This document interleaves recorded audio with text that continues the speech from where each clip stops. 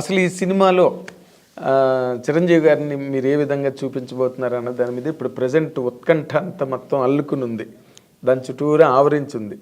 మీరు ఏ రకంగా ప్రజెంట్ చేస్తున్నారండి అని అడిగితే ఆ ప్రశ్నకి మీ సమాధానం ఏంటి? ఫ్యాన్స్ అందరూ హ్యాపీగా ఫీల్ అయ్యేలా ఆయన ప్రజెంట్ చేస్తాను సార్. అంతే ఆన్సర్. అంతేనా? అంతే. అంటే ఫ్యాన్స్ అందరూ హ్యాపీగా ఫీల్ అవుతారు. ఫ్యాంటసీ అనగానే ఇప్పుడు చిరంజీవి గారితో ఎటువంటి ఫ్యాంటసీ, ఒకటి ఆల్రెడీ ఆయన చేసిన ఫ్యాంటసీ ఒకటి ఉంది, జగదేక వీరుడు సుందరి.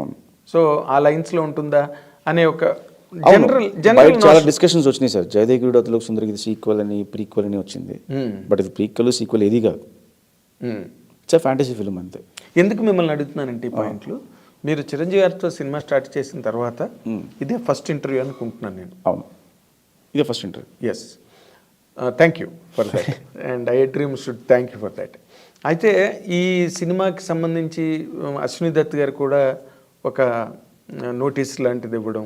అవును, జగదేకుడి అతిలోక సుందరిలో ఏ పార్ట్ వాడడానికి వీల్లేదు అని చెప్పి ఆయన ఒకటి ఇచ్చారు. అవును, అసలు ఆ మూమెంట్ని మీరు ఎట్లాగా ఫీల్ అయ్యారు, ఫేస్ చేశారండి? అంటే సార్ వాళ్ళు ఎందుకు ఇచ్చారో నాకు తెలీదు. బయట ఏమైందంటే ఇప్పుడు చిరంజీవి గారితో ఫ్యాంటసీ సినిమా అనగానే అందరూ జగదేక వీరుడు అతిలోక సుందరి కనెక్ట్ చేస్తారు. అవును, బాలయ్య గారితో ఫ్యాంటసీ అనగానే భైరవదీపం కనెక్ట్ చేస్తారు. భైరవదీపం, ఆదిత్య 369 డెఫినెట్గా. ఎందుకంటే వాళ్ళు చేసిన బ్యాక్ సినిమాల్ని గుర్తు చేసి ఓ ఇలా ఉండబోతుంది అని చెప్పి, ఇలాంటి ట్రై చేస్తున్నారని చెప్పి, ఇలా ఉంటుందా అని చెప్పి రకరకాల క్వశ్చన్స్ మీడియా సైడ్ నుంచి రేజ్ అవుతాయి. ఓ టైంకి వెళ్ళేలాగా ఏమవుతుంటే అదే నిజమేమో అని నమ్మేంత రేంజ్ తీసుకెళ్తాయి మీడియా. అవును, అలా జరిగింది తప్పితే దీనికి ఒక పేరు కూడా పెట్టారు, ముల్లోకి వీరుడు. ముల్లోకి వీరుడు ఒక టైటిల్ కూడా పెట్టి అది కూడా రన్ చేశారు కొన్ని రోజులు. ఓకే, వెబ్సైట్స్ క్యారీ చేసినాయి, న్యూస్ ఛానల్స్లో వచ్చినాయి, ఆర్టికల్స్ వచ్చాయి. నాకు కూడా తెలియదు టైటిల్ అప్పుడు.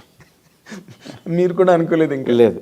సో అలాగా తప్పితే కదా. ముల్లోకి వీరుడు అని అనౌన్స్ అయినప్పుడు మీకు ఎలా కనిపించింది? నవ్వుకున్నాను సార్, బాగుంది, ఐడియా ఏదో బాగుంది. అంటే జగదేక వీరుడికి ప్యారలల్గా ముల్లోకి వీరుడు కథ రాశారు. ముల్లోకాలు తిరుగుతాడు, 12 మంది హీరోయిన్లు ఉంటారు. రాశారు, కథ కూడా రాశారు.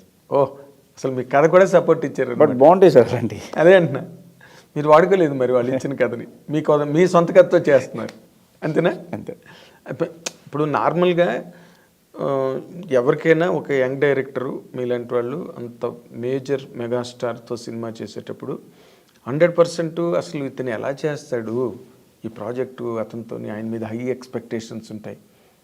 పైగా ఆయనకున్న రీచ్ వల్ల ఎక్కువ డౌట్లు వస్తాయి జనరల్గా, ఇతను ఎలా చేస్తాడు. ఎక్స్పెక్టేషన్స్ అన్నా కానీ రెస్పాన్సిబిలిటీ ఎక్కువ ఉంటుంది సార్.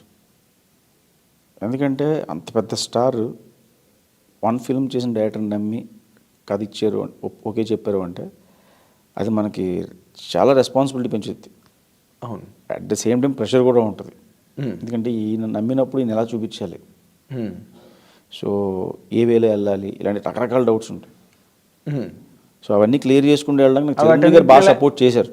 ఓకే ఓకే, ఆయన నాకు ఫ్రీడమ్ ఇచ్చారు. యాక్చువల్లీ నేను అనుకున్నది ఏదైనా సరే ధైర్యంగా చెప్పగలను ఆయన ఇచ్చిన ఫ్రీడమ్ వల్ల. సార్ నేను అనుకుంటున్నాను ఇలా వెళ్దామా అని చెప్పి, ఆయన నచ్చితే ఇమీడియట్గా గో హెడ్ అంటారు, లేదంటే ఆలోచించి ఒకసారి అంటారు, అంతే. అంతేనా?